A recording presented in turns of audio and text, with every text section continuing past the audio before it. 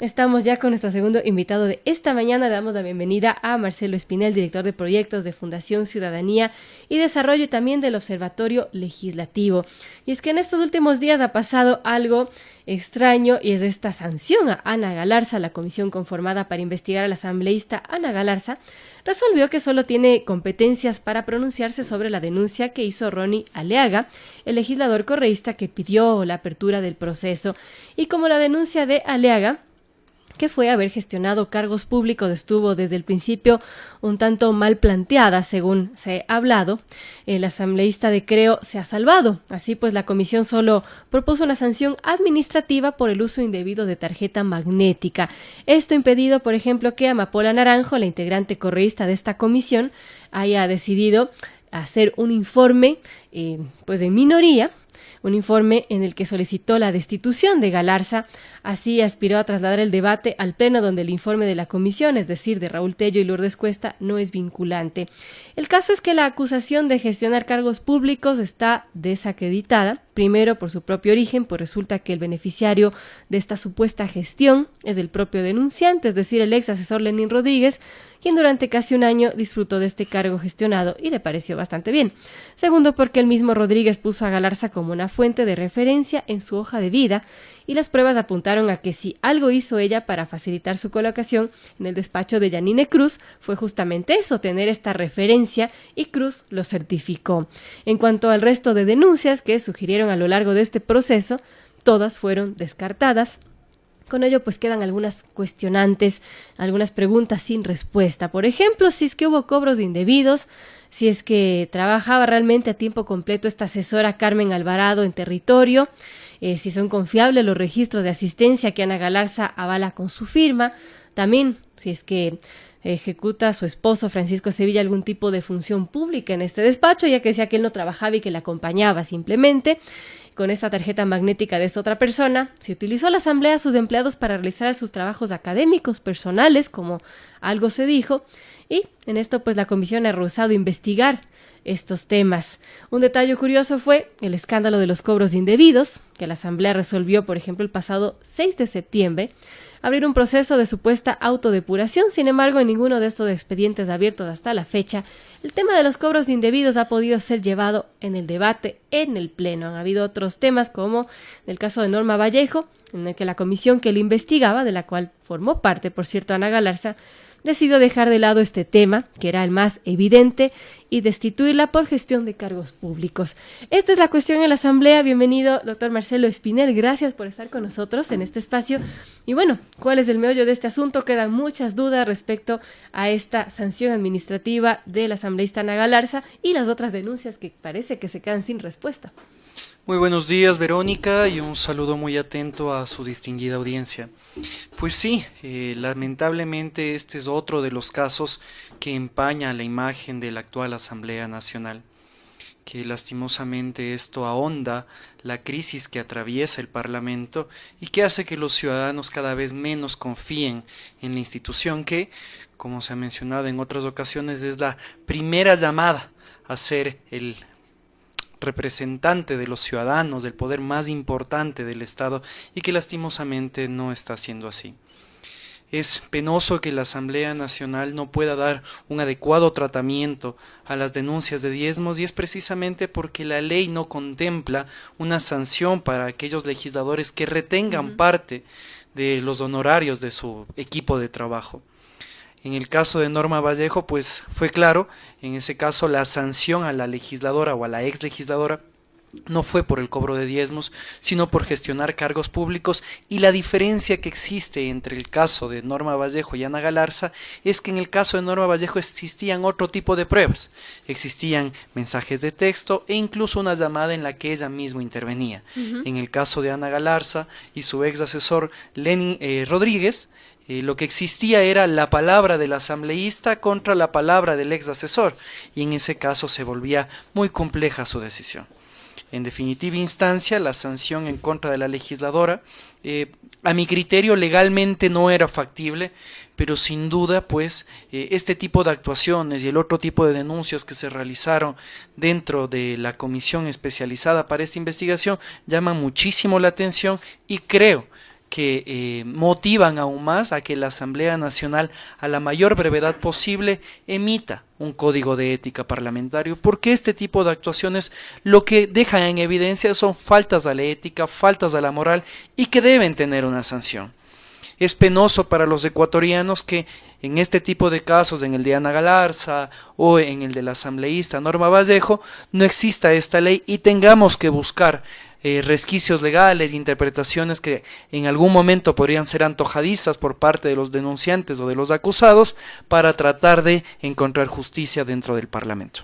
Bueno, justamente se está a las puertas de estas reformas a la ley de la función legislativa y allí se está buscando sancionar justamente los diezmos. ¿Cómo ha visto Marcelo Espinel este proceso de estas reformas a la ley de la función legislativa? Bueno, esperemos que estas reformas a la ley, que son extremadamente urgentes, sean tratadas con la mayor celeridad posible.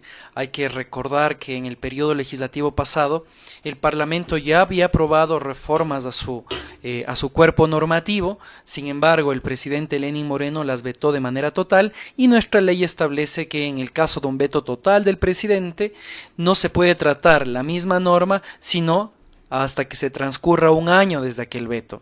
Esto se cumplió en junio del año pasado, han pasado prácticamente 7 meses sin que la Asamblea Nacional haya dado pasos firmes y decididos en la discusión de este elemento normativo.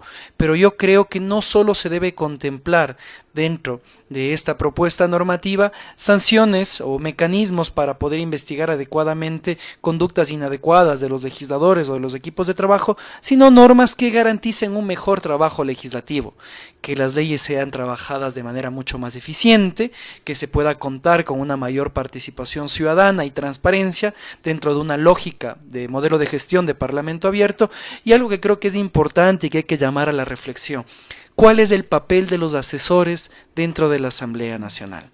Cada legislador tiene un equipo de trabajo de hasta 4 colaboradores y no se pueden dar casos como los que sucedió con Ana Galarza, en los que no se sepa si el asesor, el equipo de trabajo del legislador está yendo o no está yendo a trabajar. Los asesores son pagados con los impuestos de los ecuatorianos y entendemos que la función del asesor puede ser un poco especial. El asesor tal vez no requiera todo el tiempo estar en oficina, se puede ser asesor a través de teléfono, a través de mecanismos tecnológicos, pero sí queda la preocupación de si es que realmente se está cumpliendo o no con el trabajo, si es que el único elemento de prueba es una hoja firmada por supuestamente los asesores y entregada a la unidad de talento humano en la Asamblea Nacional. ¿Será esta acaso prueba suficiente de que los asesores están trabajando en la Asamblea Nacional? Y eso deberíamos reflexionarlo para establecer cómo podemos garantizar una eficiencia en el uso de los recursos dentro de la Asamblea Nacional. Y quizás el número de asesores también replantearse. ¿Es necesario 4 asesores por asambleísta? Bueno, antes existían más asesores. Creo que el modelo a seguir, el modelo perfecto, no lo sabemos. Le comento, por ejemplo, en el caso argentino o en el caso chileno, cada legislador tiene un monto de dinero mensual y que él decide cómo destinarlo para su equipo de trabajo. Si es que el legislador quiere tener, me invento las cifras, quiere tener 10 asesores de $300 cada uno o tan solo 2 asesores de $1,500 cada uno. Claro. Entonces, el legislador es el que sabrá determinar cómo organiza su equipo de trabajo, pero tal vez esto requiere una reforma integral de cómo está funcionando nuestra Asamblea Nacional. Escuchaba que ya se planteaba una reforma a la Ley Orgánica de la Función Legislativa en el sentido de que las observaciones para un segundo debate ya no sean incorporadas solo por el asambleísta ponente, sino por las comisiones. Esto a propósito del tema que salió de la Ley de Comunicación, exactamente, ¿no? Que apareció de esta de la comunicación como un servicio público, que no se había modificado ese artículo, había aparecido el original cuando la Comisión de Derechos Colectivos sí debatió este tema. Precisamente, y es porque se hizo una reforma en el anterior periodo legislativo para que solo el asambleísta ponente o el presidente de la comisión sea el que incorpore las observaciones, y después los asambleístas en el pleno no sabían qué es lo que estaban votando. Creo que es una decisión adecuada, pero mucho cuidado, que esto podría alargar el debate legislativo, y creo que en nuestro país, por lo menos en los últimos casi 2 años, se ha demostrado que un sinnúmero de leyes requieren reforma, no solo para garantizar derechos y libertades, sino también para garantizar un desarrollo económico y un eficaz combate a la corrupción. Sobre estas reformas a la ley legislativa y hablando de este tema ético, a propósito de estos casos de los diezmos, este proyecto tiene todo un capítulo que está dedicado a los deberes éticos, prohibiciones y sanciones. Por ejemplo, establece que los legisladores deban trabajar con honestidad, con probidad, aunque bueno, no sabemos cómo se va a comprobar eso. También defender la vigencia del régimen democrático, fiscalizar a las otras funciones del Estado y denunciar los actos de corrupción con pruebas, señala esta propuesta. ¿Cómo ve esta propuesta del tema ético y también este tema de deben trabajar con honestidad y probidad? Eso debería ser un deber de todos, ¿no? Por supuesto que sí, creo que hay dos aristas acá. La primera es que uno de los mayores peligros al momento de desarrollar una ley es que contenga postulados que son subjetivos porque están sujetos a la discrecionalidad de quien aplica la norma. En este caso, lo que tal vez es probo para mí no es probo para usted, lo que es honesto para mí no es honesto para usted, y eso puede dar lugar a que los procesos de sanción sean subjetivos. Las causales por las cuales pueda ser sancionado un legislador o las razones por las cuales se pueda decir que faltó a la ética tienen que ser extremadamente claras. Entonces hay que analizar sesudamente este proyecto de ley y buscar que este proyecto... Estamos ya con nuestro segundo invitado de esta mañana. Le damos la bienvenida a Marcelo Espinel, director de proyectos de Fundación Ciudadanía y Desarrollo y también del Observatorio Legislativo. Y es que en estos últimos días ha pasado algo extraño y es esta sanción a Ana Galarza. La comisión conformada para investigar a la asambleísta Ana Galarza resolvió que solo tiene competencias para pronunciarse sobre la denuncia que hizo Ronnie Aleaga, el legislador correísta que pidió la apertura del proceso. Y como la denuncia de Aleaga, que fue haber gestionado cargos públicos, estuvo desde el principio un tanto mal planteada, según se ha hablado, el asambleísta de Creo se ha salvado. Así pues, la comisión solo propuso una sanción administrativa por el uso indebido de tarjeta magnética. Esto impedido, por ejemplo, que Amapola Naranjo, la integrante correísta de esta comisión, haya decidido hacer un informe pues en minoría, un informe en el que solicitó la destitución de Galarza. Así aspiró a trasladar el debate al pleno, donde el informe de la comisión, es decir, de Raúl Tello y Lourdes Cuesta, no es vinculante. El caso es que la acusación de gestionar cargos públicos está desacreditada, primero por su propio origen, pues resulta que el beneficiario de esta supuesta gestión es el propio denunciante, es decir, el ex asesor Lenín Rodríguez, quien durante casi un año disfrutó de este cargo gestionado y le pareció bastante bien. Segundo, porque el mismo Rodríguez puso a Galarza como una fuente de referencia en su hoja de vida y las pruebas apuntaron a que si algo hizo ella para facilitar su colocación en el despacho de Yanine Cruz fue justamente eso, tener esta referencia, y Cruz lo certificó. En cuanto al resto de denuncias que sugirieron a lo largo de este proceso, todas fueron descartadas. Con ello pues quedan algunas cuestionantes, algunas preguntas sin respuesta. Por ejemplo, si es que hubo cobros indebidos, si es que trabajaba realmente a tiempo completo esta asesora Carmen Alvarado en territorio, si son confiables los registros de asistencia que Ana Galarza avala con su firma, también si es que ejecuta a su esposo Francisco Sevilla algún tipo de función pública en este despacho, ya que decía que él no trabajaba y que la acompañaba simplemente.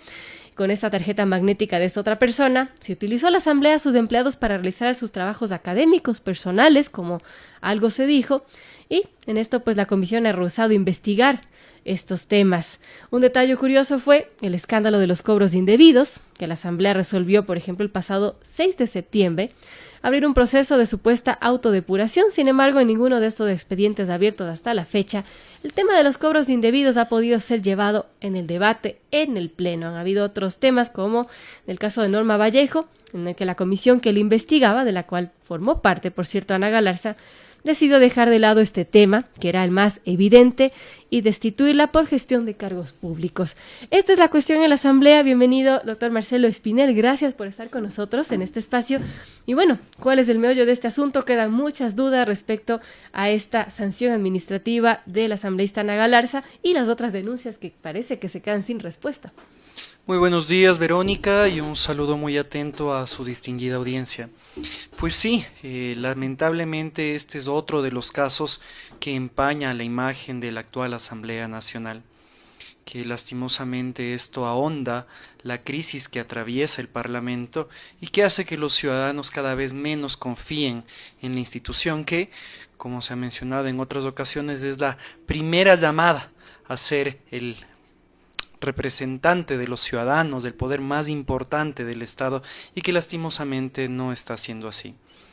Es penoso que la Asamblea Nacional no pueda dar un adecuado tratamiento a las denuncias de diezmos y es precisamente porque la ley no contempla una sanción para aquellos legisladores que retengan parte de los honorarios de su equipo de trabajo. En el caso de Norma Vallejo, pues fue claro, en ese caso la sanción a la legisladora o a la ex legisladora no fue por el cobro de diezmos, sino por gestionar cargos públicos, y la diferencia que existe entre el caso de Norma Vallejo y Ana Galarza es que en el caso de Norma Vallejo existían otro tipo de pruebas, existían mensajes de texto e incluso una llamada en la que ella misma intervenía. En el caso de Ana Galarza y su ex asesor Lenin Rodríguez, lo que existía era la palabra del asambleísta contra la palabra del ex asesor, y en ese caso se volvía muy compleja su decisión. En definitiva instancia, la sanción en contra de la legisladora, a mi criterio legalmente no era factible, pero sin duda pues este tipo de actuaciones y el otro tipo de denuncias que se realizaron dentro de la comisión especializada para esta investigación llaman muchísimo la atención y creo que motivan aún más a que la Asamblea Nacional a la mayor brevedad posible emita un código de ética parlamentario, porque este tipo de actuaciones lo que dejan en evidencia son faltas a la ética, faltas a la moral y que deben tener una sanción. Es penoso para los ecuatorianos que en este tipo de casos, en el de Ana Galarza o en el del asambleísta Norma Vallejo, no exista esta ley y tengamos que buscar resquicios legales, interpretaciones que en algún momento podrían ser antojadizas por parte de los denunciantes o de los acusados para tratar de encontrar justicia dentro del Parlamento. Bueno, justamente se está a las puertas de estas reformas a la ley de la función legislativa y allí se está buscando sancionar justamente los diezmos. ¿Cómo ha visto Marcelo Espinel este proceso de estas reformas a la ley de la función legislativa? Bueno, esperemos que estas reformas a la ley, que son extremadamente urgentes, sean tratadas con la mayor celeridad posible. Hay que recordar que en el periodo legislativo pasado el Parlamento ya había aprobado reformas a su cuerpo normativo, sin embargo el presidente Lenín Moreno las vetó de manera total y nuestra ley establece que en el caso de un veto total del presidente no se puede tratar la misma norma sino hasta que se transcurra un año desde aquel veto. Esto se cumplió en junio del año pasado, han pasado prácticamente 7 meses sin que la Asamblea Nacional haya dado pasos firmes y decididos en la discusión de este elemento normativo. Pero yo creo que no solo se debe contemplar dentro de esta propuesta normativa sanciones o mecanismos para poder investigar adecuadamente conductas inadecuadas de los legisladores o de los equipos de trabajo, sino normas que garanticen un mejor trabajo legislativo, que las leyes sean trabajadas de manera mucho más eficiente, que se pueda contar con una mayor participación ciudadana y transparencia dentro de una lógica de modelo de gestión de parlamento abierto, y algo que creo que es importante y que hay que llamar a la reflexión: ¿cuál es el papel de los asesores dentro de la Asamblea Nacional? Cada legislador tiene un equipo de trabajo de hasta 4 colaboradores y no se pueden dar casos como los que sucedió con Ana Galarza, en los que no se sepa si el asesor, el equipo de trabajo del legislador está yendo o no está yendo a trabajar.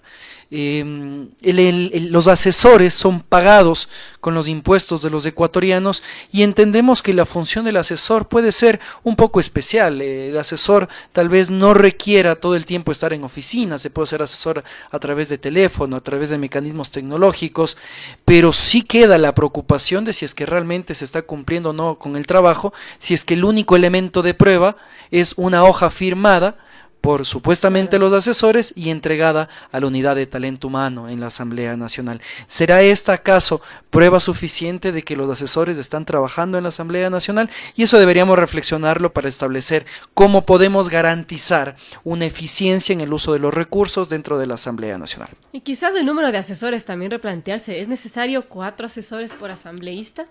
Bueno, antes existían más asesores. Creo que el modelo a seguir, el modelo perfecto, no lo sabemos. Le comento, por ejemplo, en el caso argentino o en el caso chileno, cada legislador tiene un monto de dinero mensual y que él decide cómo destinarlo para su equipo de trabajo.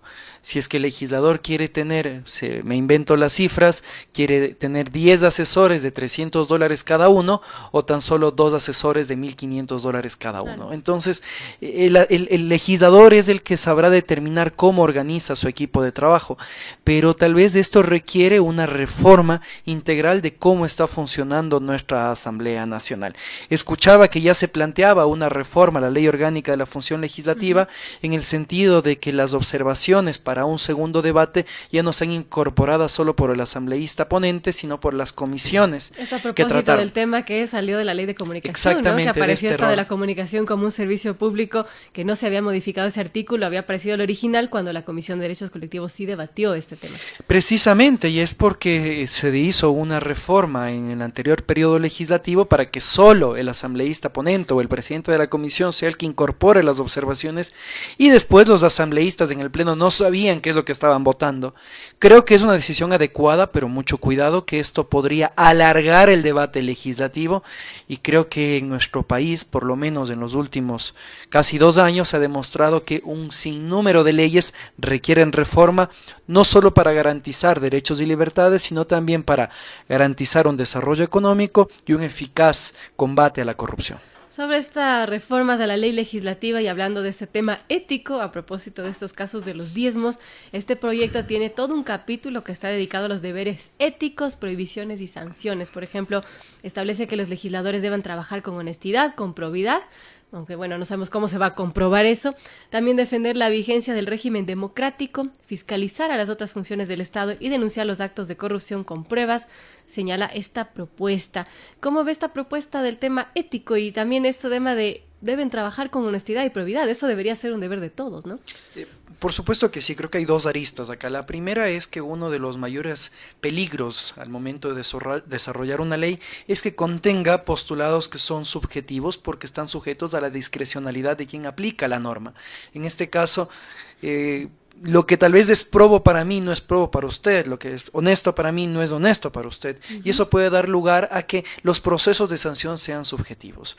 Las causales por las cuales pueda ser sancionado un legislador o las razones por las cuales se pueda decir que faltó a la ética tienen que ser extremadamente claras. Entonces hay que analizar sesudamente este proyecto de ley y buscar que este proyecto